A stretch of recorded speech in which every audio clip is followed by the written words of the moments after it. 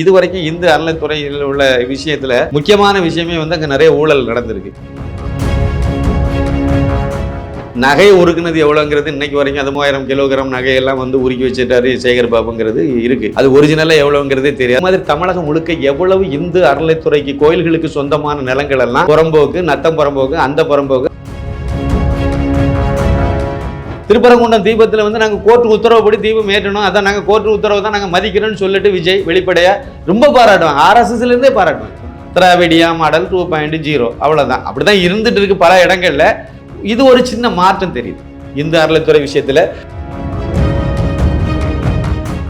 அந்த சொத்துக்கள் அதுக்கு தான் சு வெங்கடேசன் வந்தாச்சு. இந்த ஆளெல்லாம் மதுரைக்காரன் ஓட்டு போட்டு என்னமோ ஓட்டு போட மாட்டாங்க. இந்த ஆள் பாருங்க மெனக்கெட்டு வர இந்து கோயில் சொத்து, இந்து கோயில் உண்டியல் வருமானம், இதை எடுத்து நீங்க பொது இதுக்கு பயன்படுத்துங்கன்ட்டு வர, அதை நீங்க வெளிப்படுத்தணுமா? 2 MLA தான் போட வெங்காயம்னு சொல்லிட்டு விரட்டி விடணும். ஏன்டா கேட்டா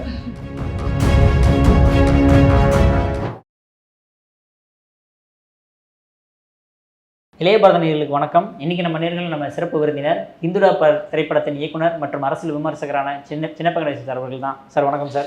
வணக்கம் வணக்கம் வணக்கம். இளைய பாரதம் நெஞ்சங்களுக்கு எனது பணிவான வணக்கம். இந்து அறநிலைத்துறை அமைச்சராக இருக்கக்கூடிய நம்ம ரமேஷ் அவர்கள் நல்லா செயல்படுறதா எல்லாம் தெரிய வருது. பட் இப்போ வந்து ஒரு நியூஸ் வந்திருக்கு, அதாவது கோயில் சம்பந்தமான நிதிகளை வந்து கோயிலுக்கு மட்டும்தான் நீங்கள் வந்து உபயோகிக்கணும் அப்படின்ற மாதிரி ஒரு நிலைப்பாடு எடுத்திருக்காங்களே, இது மிகப்பெரிய ஒரு மாற்றமாக பார்க்குறீங்களா? இது வந்து கவர்னர் உரையில் வந்து இதை சொல்லியிருக்காங்க. இது விஜய் அரசாங்கத்துக்கு நம்மளுடைய மனப்பூர்வமான வாழ்த்துக்கள். கண்டிப்பாக பாராட்டணும். இனிமேல் எப்போ பாராட்டு இது மாதிரி பல பாராட்டுகள் அவர் பெறணும், நம்மளும் அவரை பாராட்டணும். அப்படி தானே இல்லை, அவர் செய்கிறது நல்ல விஷயத்தை பாராட்டணும் சார். உண்மையிலே ஆக்கப்பூர்வமான ஒரு நல்ல இது. இந்து அறநிலைத்துறையில் இருந்து உண்டியல் காசில் வரக்கூடியதை கொண்டு போய் நீங்கள் வந்து இன்னொரு இதுக்கு நீங்கள் பயன்படுத்தி அது ஒரு கமர்ஷியல் இதுக்கெல்லாம் பயன்படுத்துறது தவறுங்கிறது அவர் அதை அந்த புனிதத்தன்மை அந்த கோவில் சம்மந்தப்பட்டதுக்கே பண்ணது தானே லாஜிக்காக இருக்கும். அதை அவர் செய்கிறாரு. அது எந்தெந்த மாதிரியெல்லாம் செய்ய போகிறாருங்கிறது அடுத்து வரக்கூடியதில் அங்கே அடுத்த ஸ்டெப்பு எடுத்து வைக்கும்போது தான் தெரியும். என்னுடைய கோரிக்கை ஒன்று அதில் இருக்குது. என்ன அப்படின்னா, இது வரைக்கும் இந்து அறநிலைத்துறையில் உள்ள விஷயத்தில் முக்கியமான விஷயமே வந்து அங்கே நிறைய ஊழல் நடந்திருக்கு. நகை உருக்குனது எவ்வளோங்கிறது இன்னைக்கு வரைக்கும் அது 3000 கிலோகிராம் நகையெல்லாம் வந்து உருக்கி வச்சுட்டாரு சேகர் பாபுங்கிறது இருக்குது. அது ஒரிஜினலாக எவ்வளோங்கிறதே தெரியாது. அது எவ்வளோ உருக்குனதில் எவ்வளோ கொள்ளை அடித்தாங்க, ஆட்டை போட்டாங்கிறது வெளியே தெரியல. இது மாதிரி உள்ளால நிறைய கோல்மாலாம் நடத்தி வச்சாங்க. நீங்கள் நல்லா மைனூட்டாக பார்த்தீங்கன்னா, இவங்க வந்த நேரத்தில் வந்து கொரோனா அடுத்த அலை வரும்போது இவங்க வந்து அந்த டைமில் தான் இவங்க வந்து ஆட்சியை பிடிச்சாங்க திமுக 2021. அந்த நேரத்தில் நீங்கள் பார்த்தீங்கன்னா இவங்க வந்து இந்து அறநிலைத்துறையினுடைய காசை எடுத்து 35 ரூபான்னு நினைக்கிறேன் ஒரு பொட்டலத்துக்கு. அதை இவங்க திமுக பேனர் வச்சுட்டு சப்ளை பண்ணிட்டு இருந்தாங்க. கணக்கு வந்து இந்து அறநிலைத்துறையில் எழுதுனாங்க. எனக்கு நல்லா ஞாபகம் இருக்குது. அந்த நேரத்தில் சென்னையில் எல்லா இடத்துலையுமே வந்து அம்மா உணவகம் இருந்துச்சு. அது நம்ம சாப்பாடே ஒரு 10 ரூபாய்க்கு நீங்கள் வந்து முழு சாப்பாடே கிடைக்கும். ஆஸ்பத்திரியிலாம் கொண்டு போய் இந்த பொட்டலத்தை கொடுத்தாங்க. எல்லா ஆஸ்பத்திரியிலையுமே அம்மா உணவகம் இருக்குது. நீங்கள் அம்மா உணவகம் சென்னையில் எல்லா ஆஸ்பத்திரியிலையும் அரசாங்க ஆஸ்பத்திரியிலையும் இருக்குது. அப்படி இருந்தும் அங்கே வந்து இவங்க வந்து இந்த பொட்டலத்தை கொண்டு கொடுத்து கணக்கு எழுதுனாங்க. 35 ரூபான்னு நினைக்கிறேன் ஒரு பொட்டலத்துக்கு. ஏதோ ஒரு சாதம் கொடுத்தாங்க, அதுக்கு 35 ரூபா. இதை வந்து இதை நீங்கள் செக் பண்ணீங்க, ஒரு சின்ன ஊழலை தான் நான் சொல்லலாம். இதை நீங்கள் கரெக்டாக உள்ளே போய் நோண்டுனீங்க அப்படின்னால ஒரு பெரிய முதல் அங்கே கிடைக்கும். இது மாதிரி அவங்க ஏகப்பட்ட இதை அவங்க பண்ணி வச்சுருக்காங்க கோயில்களில். அதை விட முக்கியம், இந்து அறநிலைத்துறை சுதந்திரத்துக்கு பிறகு வந்து 1959 ஆரம்பிக்கப்பட்டது. 5,20,000 ஏக்கர் நிலம் இந்து அறநிலைத்துறை வசம் அன்னைக்கு இருந்தது. இன்னைக்கு அது 3 லட்சம் ஏக்கர் தான் இருக்குது. அதுவும் உருப்படியாக இருக்கா இல்லையான்னு தெரியல. அவ்வளவு நிலங்களையும் கொள்ளையடிச்சிருக்காங்க. சில இடங்களை வந்து கலெக்டர் ஆஃபீஸு கட்டுறதுக்கு அதுக்கு இதுக்குலாம் அந்த இந்து அறநிலைத்துறை சொத்தெல்லாம் வந்து எடுத்து பயன்படுத்தியிருக்காங்க. ஆஸ்பத்திரி மற்ற உபயோகத்துக்கும் பயன்படுத்தியிருக்காங்க. அதுவே தப்பு தான், இருந்தாலும் பயன்படுத்தி. அது போக ஆக்கிரமிப்பாளர்கள் நிறைய சர்ச்சுகள் கட்டி வச்சுருக்காங்க. நிறைய கிறிஸ்தவங்க முஸ்லீம்கள் எல்லாம் ஆக்கிரமித்து உள்ளே உட்காந்துருக்காங்க. எங்கள் ஊரில் இருக்காங்க. வச்சுக்கிட்டு அந்த ஆவணத்தையும் திருத்தி வச்சுருக்காங்க. பட்டயத்தில் இருந்த ஆவணத்தை 1 ஏக்கர் எங்கள் ஊரில் ஒரே ஒரு இடத்த மட்டும் சொல்கிறேன், 1 ஏக்கர் சந்தைன்னு சொல்லுவோம் நாங்கள். ஒரு சமயத்தில் அது சந்தையாக இருந்த இடம். அதில் வந்து பாதி பேர் கிறிஸ்டின் பாதி பேர் இந்து. அந்த இடத்துக்கு பல தடவை வந்து ஜெயலலிதா இருக்கும்போதே அந்த அம்மாவை ஏமாற்றி பட்டாவெல்லாம் ரெடி பண்ணிவிட்டாங்க. அதை எதிர்த்து நாங்கள் போராடி அந்த பட்டா கேன்சல் ஆச்சு. முருகன் கோயில் தப்பிக்கப்பட்டது. அது பிறகு இன்னொரு சந்தர்ப்பத்தில் வந்து பண்ணாங்க. தாசில்தார்ட்ட நேரடியாக பேசணும். அவர் அந்த நேரத்தில் முருகன் கோயிலுக்கு வந்தார். முருகனை பார்த்து இப்படி கும்பிட்டு இருக்கும்போது எவனையும் உள்ளே விடலை. நான் வந்து உள்ளே பூந்துட்டோம். 2 பேர் உள்ளே போய் அவருடைய கும்பிட்டு முருகனை பார்த்து இப்படி கும்பிட்டுட்டே இருந்தார். நான் வந்து சைடில் நின்று சொல்லிட்டே இருந்தேன், நீங்கள் பட்டா கொடுக்கக்கூடிய இடம் வந்து முருகன் கோயில் சொத்து, அதுக்கு தான் நீங்கள் பட்டா கொடுக்க வந்திருக்கீங்க, பட்டா கொடுக்க போகிறீங்க, அதுக்கு தான் தயார்படுத்திட்டு இருக்கீங்க அப்படின்னு சொல்லிட்டு நான் எம்பாடி சொல்லிட்டே இருந்தேன். உசுன்னாங்க. நான் எதை கவலைப்படலை, எம்பாடி சொல்லிட்டே இருந்தேன். அவர் முருகனை அப்படியே கும்பிட்டுட்டே இருந்தார். கும்பிட்டு முடிஞ்ச உடனே அப்படி பார்த்தாரு. முருகனே என்கிட்ட சொன்ன மாதிரி இருக்குன்னு சொன்னார். பட்டா கேன்சல். காப்பாற்றப்பட்டது. இப்போ ஒரு வருஷத்துக்கு முன்னாடி பழையபடி பட்டா கொடுக்க ரெடி பண்ணாங்க. அப்போ உள்ளே போய் நோண்டி பார்க்கும்போது அந்த இடம் இப்போ இந்து அறநிலைத்துறைக்கு சொந்தமானதுன்னே இல்லை, ரெக்கார்டை திருத்தி அது வந்து புறம்போக்குனி மாற்றி வச்சிருக்கதா சொன்னாங்க. அப்போ இது மாதிரி தமிழகம் முழுக்க எவ்வளவு இந்து அறநிலைத்துறைக்கு கோயில்களுக்கு சொந்தமான நிலங்கள் எல்லாம் புறம்போக்கு, நத்தம் புறம்போக்கு, அந்த புறம்போக்கு, அத்தை புறம்போக்குன்னு எவ்வளோத்த மாற்றி வச்சுருக்காங்கன்னு தெரியாது. இப்போ அவ்வளவு இடத்தையும் வந்து மீட்கணும். இந்து அறநிலைத்துறையில் குத்தக பாட்டம் கொடுக்கறது ரொம்ப கம்மியானது தான். குத்தக பாட்டம்னு தான் பேரே இருக்குது. எங்கள் ஊர்லெல்லாம் அப்படி தான் வச்சுருக்காங்க. ரொம்ப கம்மியாக தான் இருக்குது. அதை ஓரளவுக்கு நியாயமான வாடகை நீங்கள் வாங்கலாம். ஏழைகள் தான் இருக்காங்க. ஆனால் இந்துக்காரன் மட்டும்தான் இருக்க முடியும். மதம் மாறி போனவங்களை நீங்கள் அதில் வைக்கக்கூடாது. அதை நீங்கள் மாற்றணும், அதை முறைப்படுத்தணும். இதெல்லாம் செய்தால் விஜய் வந்து, அதாவது அண்ணாமலை கூட தேவையில்லைங்கிற ஒரு சூழ்நிலை கூட வந்துடும். விஜய் வந்து இதெல்லாம் செய்தார் அப்படின்னா இந்து முன்னணி இதுக்கு ஆதரவு பாராட்டி தெரிவிச்சிருக்காங்க. இந்த விஷயத்துக்கே திருப்பரங்குன்றம் தீபத்தில் வந்து நாங்கள் கோர்ட்டு உத்தரவுப்படி தீபம் ஏற்றணும், அதான் நாங்கள் கோர்ட்டு உத்தரவு தான் நாங்கள் மதிக்கிறோன்னு சொல்லிட்டு விஜய் வெளிப்படையாக ரொம்ப பாராட்டுவாங்க. ஆர்எஸ்எஸ்லேருந்தே பாராட்டுவாங்க. அதாவது வெளிப்படையாக அவங்க அறிக்கை விட போகிறதில்ல. ஆனால் இந்து முன்னணி வெளிப்படையாக அறிக்கையெல்லாம் விடுவாங்க. பிஜேபியும் பாராட்டணும். அப்போ பிஜேபி என்ன நினைக்குது, இல்லைன்னா பிஜேபி என்ன நினைக்குது, இந்துக்களுக்கான கட்சியே பிஜேபி அப்படிலாம் ஒன்றும் கிடையாது. எல்லோருக்குமான கட்சி. அது வந்து சீரான மதசார்பின்மை, அதாவது ஒரிஜினலான மதசார்பின்மையை பிஜேபி கடைபிடிக்கும். ஆனால் காங்கிரஸ் போலி மதசார்பின்மை கடைபிடிக்கும். கூடாலே வந்து திமுகவும் வச்சுக்கணும், இந்த அது வந்து முஸ்லீம் லீக்கையும் வச்சுக்குவோம், கிறிஸ்தவ ஐக்கிய முன்னணியும் வச்சுக்குவோம். ஆனால் மதசார்பற்ற கூட்டணின்னு பேர் வைப்பாங்க. இது போய் ஏமாத்து வேலை, இது மோசடி. பாஜக அப்படி பண்ணாது.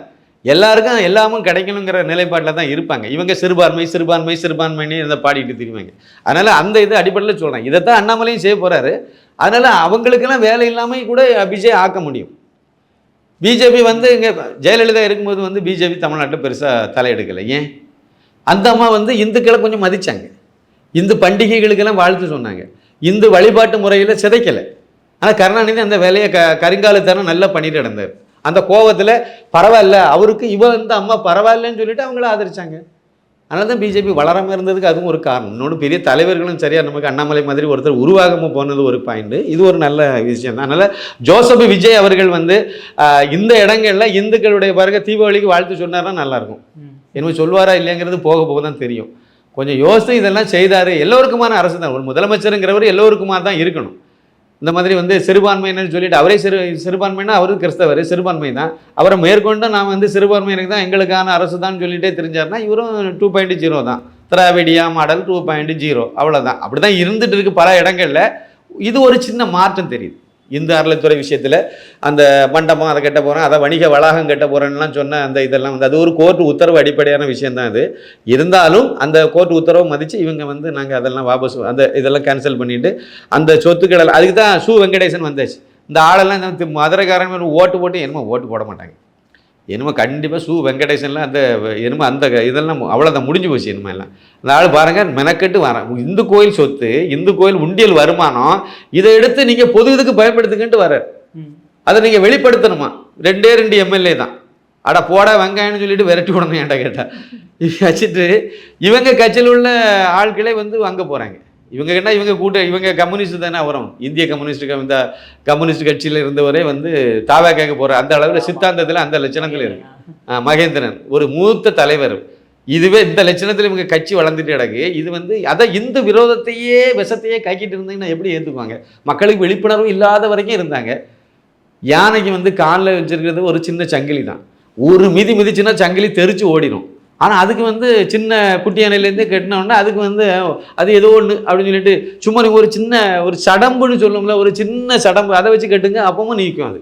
ஏன்னா அது கட்டி போட்டாச்சு. மைண்ட் செட்டு அதே மாதிரி தான் இந்துக்காரன். நமக்கு என்ன வலிமைனே தெரியாமல் உட்காந்துருக்கலாம். யானைக்கு தன்பலம் தெரியாது. அதை பிடிச்சி ஒரு மிதிச்சா என்ன நடக்கும்னு தெரியாது. அதனால் அதை மாதிரி இந்துக்காரன் இருக்கான். 185 பேர் இருக்கும். ஆனால் பேசாமல் தூங்கிக்கிட்டே இருக்கும்.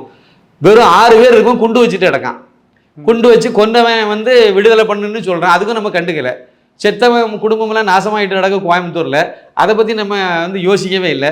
அது ஏதோ விதி அப்படின்னு நினச்சிட்டு இருக்கோம். குண்டு வச்ச குற்றவாளிகளை விடுதலை பண்ணணும்னு சொல்லிட்டு அமைச்சராக இருக்கக்கூடிய ஜாஜகான்னு சொல்கிறார். வன்னிய அரசு சொல்கிறது. இதெல்லாம் சொல்கிறாங்க, நம்ம கண்டுக்கவே இல்லை. வன்னிய அரசு வந்து கிறிஸ்தவ வாழ்க்கையை வாழ்ந்துட்டு இருக்கார். கிறிஸ்தவர் இருந்தாலும் ஆனால் தனி தொகுதியிலே திண்டிவனத்தில் போட்டியிட்டு வெற்றி பெற்று அமைச்சராக ஆகி அதே ஆதி திராவிட நலத்துறை அமைச்சராக இருக்கார். கேலி கூத்தா இல்லையா? அது நம்ம கண்டுக்கவே இல்லை. இதெல்லாம் எடுத்து நம்ம வந்து 185 பேர் இருக்கும். ஒரு நாள் தெருவுக்கு வந்து போராட்டம் பண்ணணும் அப்படின்னா இந்த மாதிரி தப்புகள்லாம் உடனே நிவர்த்தி செய்யப்படும், சரி செய்யப்படும். ஆனால் நம்ம இன்னமும் தூக்கி முழிக்கலை. இப்போ கொஞ்சம் விழிப்புணர்வு வந்துட்டு இருக்கு. பார்ப்போம் அடுத்து என்ன நடக்குது. Okay sir. சார் அதே மாதிரி இப்போ 2 நாளைக்கு முன்னாடி வந்து வெள்ளை அறிக்கை கொடுக்கப்பட்டுச்சு. மரியா வில்சன் கொஞ்சம் தமிழ் கொஞ்சம் தப்பாக பேசினாலும் பட் நிறைய விஷயங்கள் அதில் சொல்லப்பட்டிருக்கேன் சார். திமுக எந்த அளவுக்கு நம்ம இந்த தமிழ்நாட்டை விட்டுட்டு போயிட்டாங்க, நம்ம இனிமேல் சில விஷயங்கள் நம்மளால் பண்ண முடியாது அப்படின்ற மாதிரி சொல்கிற மாதிரிலாம் சார் அந்த வெள்ளை அறிக்கை இருந்தது. ஆமாம், அதில் ஒப்பீடு வந்து நம்ம குஜராத்தை தான் சொன்னாங்க. குஜராத்தும் தமிழ்நாடும் தான். இவங்க பூதா எந்த திமுக அரசாங்கம் 5 வருஷமாக ஊப்பியப்பார் ஊப்பியப்பார் இப்படியே சொல்லிட்டு இருந்தாங்க. பிஜேபி ஆளும் மாநிலத்தையே சொல்லிட்டு அதே பிஜேபி ஆளும் குஜராத்தை கம்பேர் பண்ணி இந்த அளவுக்கு சீரழித்து வச்சுருக்கீங்கன்னு சொன்னீங்க. அது மாதிரி தமிழ்னு ஒன்று சொன்னீங்க. அது என்னமோ தெரியல. இதுக்கு முன்னாடி திமுகவில் இருந்த பிடிஆர் பழனிவேல் தியாகராஜன் அவரும் வந்து அவருக்கு வாயில் வசம்ப வச்சு தான் தன் நாக்கில் தேய்க்கணும்னு தான் அன்னைக்கு சொன்னோம். அந்த லட்சணத்தில் அதை விட இது கூட கொஞ்சம் வசம்ப வச்சு சேர்த்து தேய்க்க வேண்டியிருக்கு. திராவிடியா மாடல் வளர்த்த தமிழ் இது தான். ஒரு அமைச்சருக்கே தமிழ் பேச வரமாட்டாங்க. அந்த லட்சணத்தை தமிழை வளர்ச்சிட்டு இவனும் தமிழை வளர்த்துட்டு இருக்கேன்னு வேற ஊர் உத சொல்லிட்டு அலைஞ்சாங்க. தமிழ் தமிழ் தமிழ் மும்மொழி படிக்கக்கூடாது, தெலுங்கு அதாவது வந்து ஹிந்தி வந்தால் தமிழ் அழிஞ்சிரும்லாம் இவங்க சொன்னாங்க. திமுக அழிஞ்சிரும். இவங்க அந்த இது பண்ணிட்டு இருக்காங்க. அதாவது இவங்க அதில் சொன்னதில் முக்கியமான விஷயம் என்னென்னா 13 லட்சம் கோடி 10 லட்சம் கோடிக்கு மேலே கடன் இருக்குங்கிறத சொல்லியிருக்காங்க. ஒவ்வொரு பேருக்கு தலையிலையும் வந்து 1,30,000 கோடி 1,30,000 ரூபாய் வந்து தனிநபருக்கு ஒவ்வொருத்தருக்கும் கடனை வந்து ஏற்றி வச்சுட்டு போயிருக்காங்க. அதுவும் வந்து திரு எடப்பாடி பழனிசாமி முதலமைச்சர் அந்த பதவியில் வெளியேறும்போது வந்து இருந்தது 5 லட்சம் கோடி. இப்போ இன்றைய நிதியமைச்சர் கொடுத்த வெள்ளை அறிக்கையில் அவர் என்ன சொல்லியிருந்தாருன்னா 13 லட்சம் கோடி. அதில் சில இது விடுபட்டிருக்கு. 10 லட்சம் கோடியில் 13 லட்சம் கோடி அப்படின்னா அது சுதந்திரம் அடைஞ்சு 1921 வரைக்கும் தமிழகத்தில் இருந்த கடன் வந்து வெறும் 5 லட்சம் கோடி. அந்த வெறும் 5 வருஷத்தில் இவங்க 8 லட்சம் கோடியை கடனாளியை ஆக்கியிருக்காங்க அப்படின்னா கொஞ்சம் யோசிக்க வேண்டிய விஷயம் தானே. ஆனால் அவங்க குடும்ப வருமானம் பிரிவு இருக்கு. குடும்பத்தில் சொல்லப்படாத கணக்கில் காணாத வருமானம் எக்குத்தப்ப வேறு. எனக்கு ஒரு விஷயம் புரியவே இல்லை. எல்லாருக்கும் நல்லா தெரியும் ஜோசப் விஜய் வந்து அவர் அப்பட வீட்டில் கொடுத்தது உண்மை இல்லை அப்படின்னு தெரியும். ஜெயலலிதா கொடுத்தது அவங்களோட உண்மை ஒரிஜினல் சொத்து இல்லைன்னு தெரியும். மு.க. ஸ்டாலின் கொடுத்தது அவர் சொந்தமாக ஏதோ கார் கூட இல்லைன்னு சொல்லிவிட்டார் மனுஷன். ஏதோ கடன் வாங்கி தான் ஏதோ அடுத்தவங்க காரில் ஓடிட்டு இருக்க மாதிரி சொல்லினாரு. இப்படியெல்லாம் வச்சுருக்காங்க. இதெல்லாம் ஏமாத்து வேலைன்னு தெரியும். அப்போ அதை சரி பண்ண முடியாதா? எனக்கு அதிலெல்லாம் கொஞ்சம் பெரிய சந்தேகம். ஏன் இந்த மாதிரி இருக்குது? எல்லாரும் உண்மையான இதையே இவங்க காணிக்கவே இல்லை. ஆனால் கள்ளலாட்டரி வெடித்த லீமா ரோஸ் வந்து விற்று கோடீஸ்வரியான அந்த அம்மா வந்து 1000 கோடிக்கு மேலே கணக்கு காணிக்குது. இது எப்படின்னு எனக்கு புரியலை. இது இவங்க எல்லாம் உண்மை. அப்போ இவங்க அதை விட மோசமான தொழில் பண்ணி கொள்ளையடித்து மக்கள் பறிப்பணத்தை ஆட்டை போட்டு வெளிநாடுகளில் பதுக்கி வச்சுருக்காங்க அப்படின்னு தானே அர்த்தம். அது இவங்களுக்கெல்லாம் ஒரே ஒரு தகவல் நான் சொல்கிறேன். எம்ஜிஆர் எத்தனை 1000 கோடி வச்சுருந்தாருன்னு யாருக்கும் தெரியாது. அது என்னாச்சுன்னு யாருக்கும் தெரியாது. ஜெயலலிதா எவ்வளோ 1000 கோடி வச்சுருந்தாங்கன்னு யாருக்கும் தெரியாது. அது என்னாச்சுன்னு யாருக்கும் தெரியாது. ஸ்டாலினுக்கு மட்டும் என்ன ஆக போகுது? இல்லை கனிமொழிக்கு என்ன ஆக போகுது? இல்லைன்னா இது மாதிரி கொள்ளையடிக்கிறவங்களுக்குலாம் என்ன ஆக போகுது? 6 அடி நிலமும் உங்களுக்கு உத்தரவாதம் கிடைக்குமான்னு தெரியாது. இந்த கையில் ஏதாவது தங்கத்தில் மோதிரம் போட்டு அது வெளியே கடத்த முடியல செத்த பிறகுன்னா விரலை வெட்டி எடுத்துகிட்டு போயிடுவாங்க. இவ்வளோதான். பார்ப்போம் சார். அதே மாதிரி நான் சட்டசபையில் பார்த்தோம்னா பல விஷயங்கள் பேசப்பட்டுச்சு. முக்கியமாக ஒன்று பேசப்பட்டதுன்னா மேகதாது அணை சம்மந்தமாக. ஸோ இதுக்கு வந்து முதல்ல ஸ்டாலின் இருக்கும்போது கூட வந்து அங்கே டி.கே. சிவகுமார் ரொம்ப எதிர்ப்பு தெரிவித்தார். ஆனால் இப்போ ரொம்ப கொஞ்சம் கம்மியாயிட்டாரு சார். விஜய் கண்டு பயந்துட்டாரா நாங்கள்? அதாவது இதுக்கு தீர்மானம் போட வேண்டிய அவசியமே கிடையாது. முதல்ல ஒரு பாயிண்ட் வந்து இது அதுக்கு தீர்மானம் தெரியும். உங்கள் கூட்டணியில் உள்ளவர் தான் அங்கே இருக்கார். நீங்கள் இந்த விஷயத்தில் நீங்கள் நல்லா பாருங்கள். இதை வந்து ஒரு அரசியலாக பயன்படுத்துவாங்க. அது சிவகுமாரும் அங்கே அதை தான் பண்ணிட்டு நடப்பார். இவங்களும் அதை தான் அரசியலாக தான் பண்ணுவாங்க. ஆக்கப்பூர்வமான அரசியல் பண்ண தெரியாது. அப்படியே மக்களை வந்து அந்த உணர்வு பூர்வமான விஷயத்தை எடுத்து வச்சு பேசி மக்களை வந்து தமிழன் இப்படியே உருட்டியே காலத்தை ஓட்டிட்டாங்க. இவங்களுக்கு கிட்டத்தட்ட அதே ட்ராக்கில் தான் வண்டியை ஓட்டுறாங்க. இந்த தனி தீர்மானம் எல்லாம் கொண்டு வராங்க. எதுக்கு கொண்டு வரணும்? இதுக்கு வந்து லைவை ஏன் கட் பண்ணீங்க? அதையும் கட் பண்ணீங்க. அப்போ வந்து அங்கே ஒருத்தருக்கு ஒழுங்காக தமிழ் பேச தெரியாதுன்னு ஒத்துடுறீங்களா? இப்போ அமைச்சராக இருக்கக்கூடியவங்க முதலமைச்சர் உட்பட முதலமைச்சருக்கு ஸ்கிரிப்ட் பேப்பர் கையில் இல்லைன்னா அவருக்கு வண்டி ஓடாது. எதிர்கட்சி தலைவருக்கு அவருக்கு துண்டு சீட்டு இல்லைன்னா அங்கே வண்டி ஓடாது. இந்த லட்சணத்தில் நீங்கள் அங்கே இருக்கீங்க. இதில் வந்து நீங்கள் அதனால் லைவில் காணிச்சிங்கன்னா இந்த சேர்த்து மக்கள் தெரிஞ்சுட்டு போட்டுமே. மக்கள் தானே ஓட்டு போட்டு உங்களை உள்ளே அனுப்பியிருக்காங்க. தெரிஞ்சுட்டு போட்டு பார்த்துட்டு போட்டுமே. ஏன் நீங்கள் கட் பண்ணுறீங்க? பயம் இருக்குல்ல? அப்போ நீங்கள் பேசுகிறது ஒன்றும் சரியாக பேச மாட்டீங்க. உளருவீங்க. உளறதை மக்கள் பார்த்தா அசிங்கப்பட்டுருவாங்க. நமக்கு இன்னும் மரியாதை இல்லாமல் போயிடும்னு சொல்லி பயப்படுறீங்க. அப்படி தானே? அது ஒன்று. இன்னொன்று மேகதாது அணை விஷயத்தில் வந்து கூட்டணி தான். ஒன்று காங்கிரஸ்காரனே வந்த உடனே அந்த காங்கிரஸை மாதிரி ஒரு அயோக்கிய கட்சி உலகத்திலே கிடையாது. திமுக கூட கூட்டணி வச்சு அதில் வந்து எனக்கு வந்து இவருக்கு மேலே ஒரு வருத்தம் உண்டு. மு.க. ஸ்டாலின் மேலே கூட்டணியில் தேர்தல் உடன்படிக்கை பண்ணுறீங்க, எனக்கு மேல் சபை எம்பி அதே கேட்கக்கூடாது. மேல் சபை எம்பிக்கிற கான்செப்டே தப்பு என்கிட்ட கேட்டால். இவ்வளோ சீட்டு வேணும்னு கேட்கணும், அதோட நிற்கணும். அந்த சீட்டில் நீ செலவு பண்ணிக்க, இந்த சீட்டில் நாங்கள் நிற்கிறோம், அவ்வளோதான். அதுக்கு முறையானதுன்னு அவ்வளோதான். அதுதான் ஒரு தொகுதி உடன்படிக்கை தானே. அதை விட்டுட்டு மேல் சபை எம்பி வேணும்னு கேட்குறாங்க. அதை என்ன செய்திருக்கணும்? ஒரு தாரை அடுத்து வரும்போது தருவேன். இப்போ ஒன்று வருதில்ல, அது நீங்கள் கட்சிக்காரங்களும் கொடுக்க வரேன்னு சொல்லியிருக்கணும். அங்கே நின்று எம்பியை வாங்கி விட்டு அந்த பதவியேற்றதை அந்த மை கூட அழியலை, காயலை. அதுக்கிடையில் இந்த பக்கம் வந்து நின்றுட்டு இவரும் ஏன் கொடுத்தாருன்னு எதுவும் எனக்கு புரியலை. தேவகாவுக்கு முதல்ல ஒரு எம்பி கிடைக்கிது, அதுவும் எப்படி கிடைக்கிது? CV சண்முகம் மேல் சபை எம்பியை பதவியை ராஜினாமா பண்ணது மூலமாக இவர் எம்பியை விட எம்எல்ஏ பதவி உயர்ந்ததுன்னு சொல்லிட்டு ராஜினாமா பண்ணிட்டு இவர் நிற்கிறார். அது அவருக்கு அரசியல் நின்றதுனால இப்போ அந்த எம்பி பதவி காலியாகுது. அது வந்து இப்போ இருக்கக்கூடிய ஆளுங்கட்சிக்கு சாதகமாக அமையுது. சரி, அதை இவங்க கட்சிக்கு முதல்ல ஒரு எம்பி கிடையாது, அதை ஏன் ஜோசப் விஜய் விட்டு கொடுத்தாருன்னு தெரியல. ஏதோ ஒன்று நடக்குது, விட்டு கொடுத்து இதை வந்து அவங்களுக்கு கொடுத்தாச்சு. அங்கே ஒரு குத்து ஒரு எம்பி, இங்கே ஒரு குத்து ஒரு எம்பி. அங்கே போய் பேச போகிறதும் இது பி சிதம்பரம் தான். இங்கே வந்து ஜோசப் விஜயை பார்த்து சந்தித்து பேசணும்னா பி சிதம்பரம் தான். இந்த ஆள் யோக்கியன்னு சொல்லிட்டு மக்கள்கிட்ட சொல்லிட்டு இருக்காங்க. எனக்கு புரியலை இதெல்லாம் எவ்வளோ பெரிய அயோக்கியத்தனம் இதெல்லாம். அப்போ வந்து இங்கே காமராஜரை பற்றி பேசுறதுக்கு இவங்களுக்கெல்லாம் என்ன அருகதை இருக்குது? இந்த லட்சணத்தில் இருக்காங்க. இந்த கூட்டணி தானே நேரே பேசி இந்த மாதிரி இந்த நீ அணையெல்லாம் கெட்டார முடிஞ்சு போச்சு, அவ்வளோதானே. இனிமே அந்த ஆள் பேசவும் மாட்டான்.